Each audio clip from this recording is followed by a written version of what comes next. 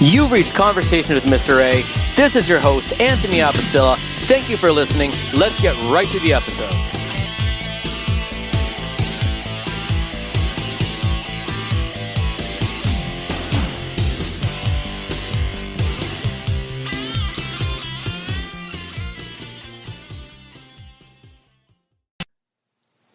Welcome to Conversations with Mr. A. This is your host, Anthony Abastilla. So, for this edition, I got two students here from South Kitsap School District. The title's called From Middle to High School. So I have two guests here, Evie Barnes and Emma Webb. Thank you, girls, for doing this podcast with me.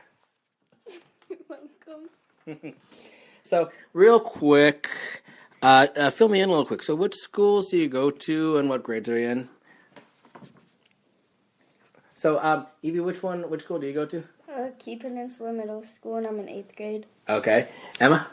I went to South Kitsap High School, but I'm trying to get into a alternative program. Okay. 9th grade, right? Yeah. Cool. So, Evie, what challenges do you face as an 8th grader? And also, Emma, yourself as a 9th grade? Like, what are the challenges that you face in school? Basically, just the teachers don't really give enough help, and when they do, it's they don't explain it enough, and it really confuses me, and it makes it harder for me to learn. So I usually don't get my work done in time, so it always gets in late and stuff. So I just have trouble doing my work and focusing during class. And there's a lot of students that are just rude to other students. Would you say hostile? Like, people are just mean, or? Yeah. Okay. How about you, Emma? I've always struggled with attending this school. I've always went, but I haven't ever really went because I'd go for like a month, and then for the rest of the time I would just do whatever I really wanted to. I'd move around schools a lot, so I've never really gotten to know a district. And me and my mom move a lot, so it's really hard to get to know a school, or it's hard because all the different schools use different work. So I've never really been able to actually learn. So I have to do an alternative school so that I can work on myself and not be around so many people that are negative, and just really fix my grades. So. Question I'm wondering, you mentioned how people are mean. People are mean in school, and people you've dealt with are negative. So what exactly do they say or do that's negative and just mean? Basically, students at my school, the popular kids, so they judge people off of things that are different from them. Like if someone has acne or something, they would laugh at them and judge, or if they liked a certain thing, they would just think that person's weird or something. And I don't know, if they just don't really like people that are different from them, that kind of thing. On that note, I feel like you have to be in a certain you have to be a certain way, you have to be a certain amount of pretty, a certain amount of just a whole bunch of things. You have to meet their definition for them to even be nice to you or look at your way. Mm-hmm.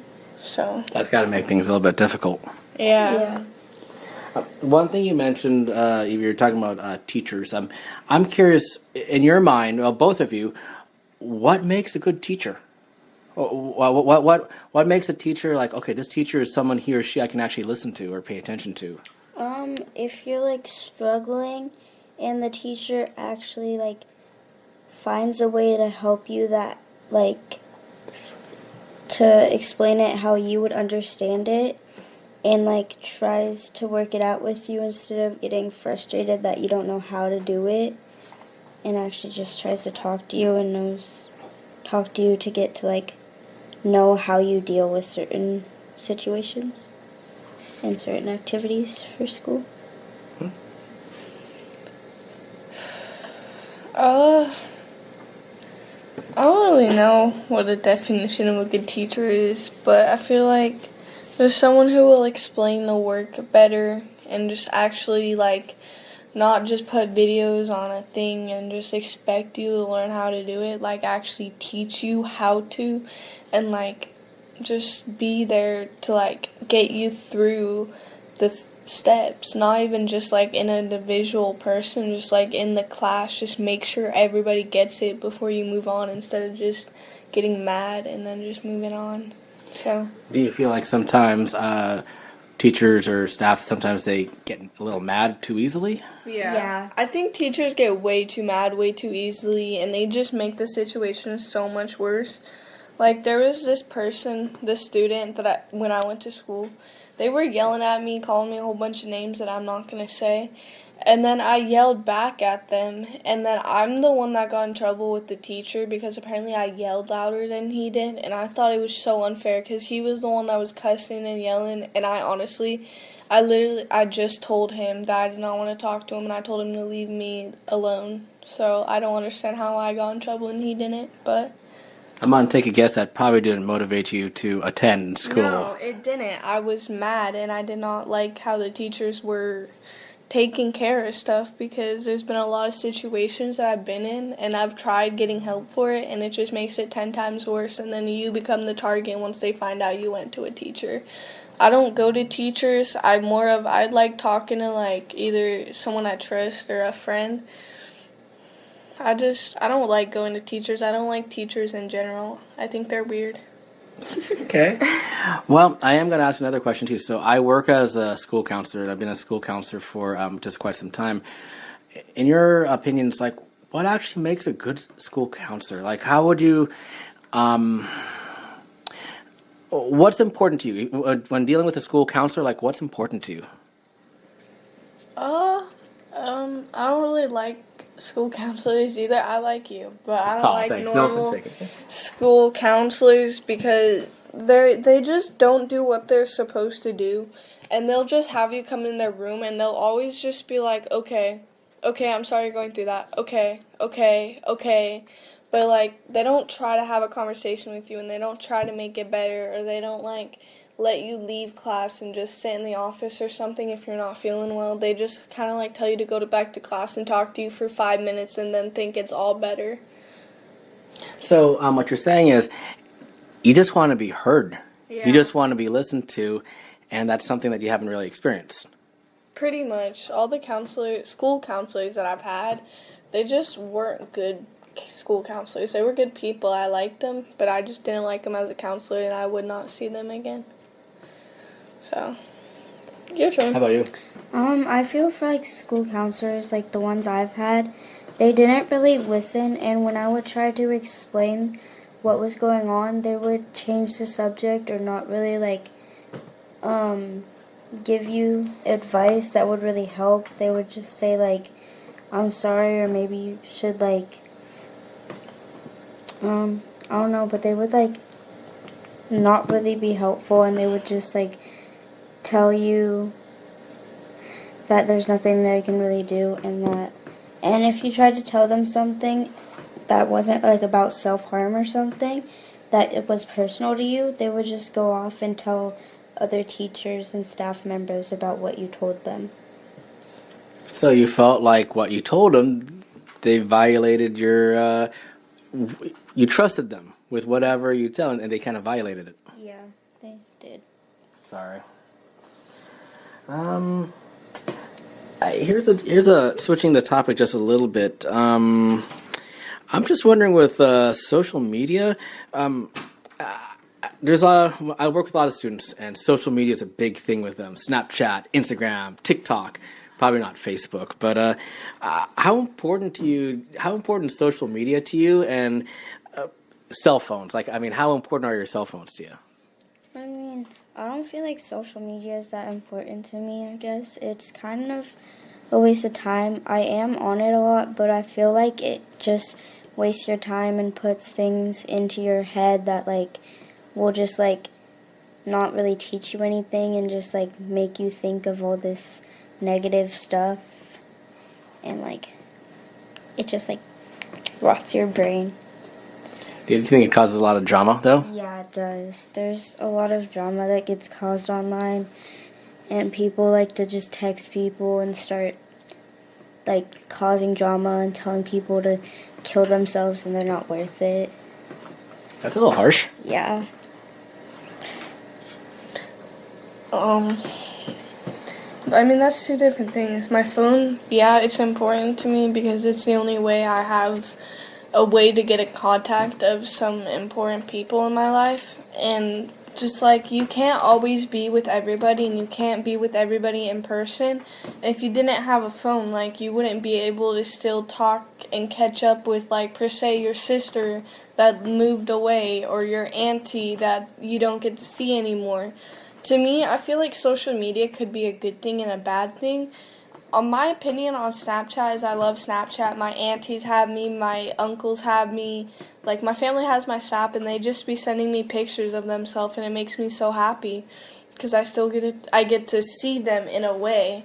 But like other social media, I think it is a waste of time. It does start a lot of drama. Snapchat also starts a lot of drama, but I'm probably going to say I feel like all the social medias are just getting to everybody's head, and it's making everybody be more lazy and immature, and it's just putting like all this gang stuff in your head, and then all the guys acting like they want to be gangsters. And I think that's my opinion on it. Social media is just getting the best of everybody. Piggybacking on that, here's another question. So, what do you feel are the differences between social media friends and real life friends? Social media friends, I feel like, yeah, you talk to them and stuff, but like they don't really know you as a person, and you both don't know what you're going through, and like you can talk, but like you really won't understand each other as a person and won't get to like feel that like spark or whatever that you feel with like a friend you have in real life that you get to see. I feel like people that you get to see every day, you kind of connect to more, and you get to like talk to them and like understand what's going on, and like get to like feel how they feel, because it's easier to feel how people feel in person than it is over the phone because of their body motions and like stuff like that. It's easier to tell how they feel and stuff. I don't know. I feel like the same thing about the body gestures and the voice behind the text. It's whatever, or yeah, I'm sorry. Like, if it's an online friend, I feel like you don't get the same vibe, you don't get the same energy. It's like a total different era. And it's not as fun, because in a real friend, you can run around, you guys can like do a whole bunch of crazy stuff, go out at night, paint all over each other's faces, just have a good time. But with the social friends, what are you guys going to do? FaceTime? But you never get to hug that person, you never get to see that person. They just are someone you text. I feel like the people that are most important to me are all people I get to see in my life very, very often. I don't really need social media friends because I got all the people I want in my life, so my opinion on social media friends, I don't like it. I don't like it. I'd rather have my friends in person with me. Okay. Yeah. Fair. It piggybacks to another question. So in your school experiences, how important was it for you? I mean, did you feel a lot of pressure to be part of the popular group, the in crowd, where people knew you? Was that like do you find that a big priority, or is that overrated? I feel like it's not really important to be part of the popular squad. I think that like it's more important to have like just, instead of a big group of like all the popular kids, it's better to have like a small group of like a few close friends. That makes it so there's like less drama, and you don't feel like as judged with those small group of friends, and that you guys just understand each other, and there's nothing going on that's like that makes you have to be someone you're not, where in the popular people you would have to like be someone you're not and act a certain way to be able to fit in with you have close friends, you can just be yourself and do what you feel comfortable doing.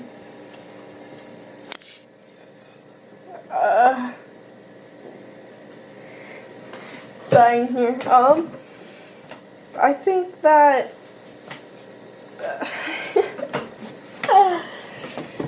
fate, or I really don't know what to say. I really don't. I used to have that problem. I was a really bad friend. I wasn't a good person to be around. I was the type of person that like adults didn't want their kid around. And if I looked at it from when I was in that position, I found it as a flex. I thought it was the best thing in the world, having all these friends, walking around, always being out, not respecting your mom and your dad. I thought it was just everything. But then when my mom and my dad stopped being together, I realized that I messed up, and I was a big reason. I was a big part of the reason they're not together, and I feel like that's where I messed up, because I was a really bad friend and I got involved with the wrong people, and I feel like I put so many people down and I just made so many people's lives miserable, and I regret it so much. I just wish I can redo that part of my life, but I corrected myself, and I think I'm doing a lot better now. I can still be fake towards people, but it's I choose not to be, because I have a few people in my life that I just care about more than anything, and I wouldn't give those few people up for the world. So I feel like fake people, I don't like it. Big friend groups, I don't like it. Small towns, I don't like it. Let me flip the question just a tad. A question I was just thinking about is, what advice would you give to maybe the outcasts? So I'm thinking about maybe those who maybe they want to be part of the in crowd, the popular group, but they get rejected. They get scorned, they get looked at. What would you tell those, the outcasts in general? I think that it's not really worth it to be wanting to be with all the popular people, and I think it's better if they would just focus on themselves and try to be find people who will want to be friends with them for who they are, and not for being pretty or stuff like that, and just really wanting to be friends with that person for how their personality and how they respect people and how they act. I think they just gotta figure a way to be happy with themselves, because I feel like I know how those girls' minds work, because that's how I used to be. And it's if you're not up to a certain standard, or you're not what they want you to be, or if you're not like them in a certain way, that they're not going to want to be around you, especially if you're weird or something like that. I feel like you're just going to get ignored, and if you don't have a good personality, you're not going to make friends at all. Because a good personality I feel like, is the best part of someone. I don't mean to be rude, but you can't be ugly and not have a good personality at the same time. You have to have one or the other. And I feel like some of the weird people, well, quote-unquote weird people, I feel like they're actually really good people, but they just have this outside that no one will overcome. So. Okay. Well, let's have a little bit of fun here. I'm going to do a thing called word association. So I'm going to maybe say a few words, a word or two, and just tell me the first thing that comes into mind. Now, all the interviews I do, I think the people who follow me know long enough that one of the things that I really absolutely despise is pickles. I find them gross and disgusting, so I'll shoot with that. How about pickles? What's the first thing that comes to mind when it comes to pickles? Pickles are the best thing in the world. They're so juicy and crunchy, and I love the juices that come out of them. I will literally eat a whole can of pickles in an hour and then drink all the juice. It's the best thing in the world. It's so yummy. I'll try not to judge you on that. I love pickles so much. My boyfriend hates it. He'll always yell at me because I'll have pickle breath. But I think it's I love pickles. I can just eat them all day long. Yummy, bro. I'll try not to judge you on that either. It's all good. Okay, how about Barbie? Ew. Ew. She's a blonde fake. All blondes are fake, except for guy blondes. Some guy blondes. Some guy blondes. Barbie is literally One guy blonde. Barbie is Barbie is fake, and the way she acts, I don't like. How about Ken? Let's go, Ken. All right. Ken is special. Ken is the love of my cat's life. Oh, lovely. How about cats? I love cats. Cats are so amazing. I love cats. I love my cat. Cats I are love the best Pumpkin. thing in the world. Oh Dude, my God, my cat Rocky, I love him so Dude, much. He my is my cat- baby. My cat's better. No, he is My not. cat is better. No, she is Yes, not. she is. No, I she's found not. I found My a key cat- there. I My have had cat my is cat. better. I have had my cat for so long, and I cherish him so much. I I do cherish everything him with so him. much. I He do follows everything me with him. everywhere, and we click so much. I love him. Okay, I got a good one for you. How about this? Bad hygiene. Ooh, you need to take That's care of your disgusting. skin. You need Take to. a shower. Wash your body. Stop being gross. You need to actually take care of your skin and get motivation to take care of yourself If you're instead gonna of being stink. lazy and just deciding not to clean yourself. If you're gonna stink, at least wear clothes where you can't smell it and just drench that stuff with perfume, I swear. But get better hygiene, teenagers, I swear. How about chick flicks? What? Oh, sorry, romantic movies. Oh, they're weird but interesting at the same time. If I'm single, I hate every single movie that has a couple on it. And if I'm not single, then I love, love, love romantic movies. Okay. How about let's flip the coin. How about horror movies / and gore? I love horror movies. I They're love- actually really interesting, and I love watching them with M because they're so funny, and they're funny sometimes, but like it's like interesting to know see what's going on in this kind of movie. I love watching horror movies with Evie too because I'll always like give her the shivers or I'll like run my fingers up her spine and she'll get so weirded out by it or I'll tickle her feet but not like in a weird way like the horror movies and she starts screaming and it's so funny because then our dad will come up in the room and he's like, "Why are you guys screaming? Why are you still awake? It's 3 Why- a.m. 3 a.m. Which one? I'm just curious, like which movie? Any. Eddie? The movie Stitches, it's a clown movie. It is so bad. And me and her watched this one together. It's called, what's it called? Orphan's First Kill. It was so weird, but it was so good at the same time. Like, it wasn't like a normal horror movie. It wasn't as much gore, but it had an interesting backstory. Okay. Tupac. Ooh, I love Ooh. Tupac. Yeah, for real. His songs are amazing. Trace Atkins. I love his songs. I went and saw his concert. Oh yeah, we went to see his concert. It was nice. Oh, since it's Christmas time, how about this one? Mariah Carey. Who? Who? She's the one who sings "All I Want for Christmas Is You." All I want for Christmas is you. Oh, there you go. There you go. Let me throw a few more here. How about TikTok? I love TikTok. I spend so many hours on TikTok. I'm not even gonna lie. I love the way myself looks, and To I be just love honest- admiring my drafts. I think I have like 20,000 plus hours on my phone from just TikTok. I spend most of my day on TikTok. Okay. Let's throw a good one. How about this? How about UFC? Isn't that sports? Ultimate Fighting Championships.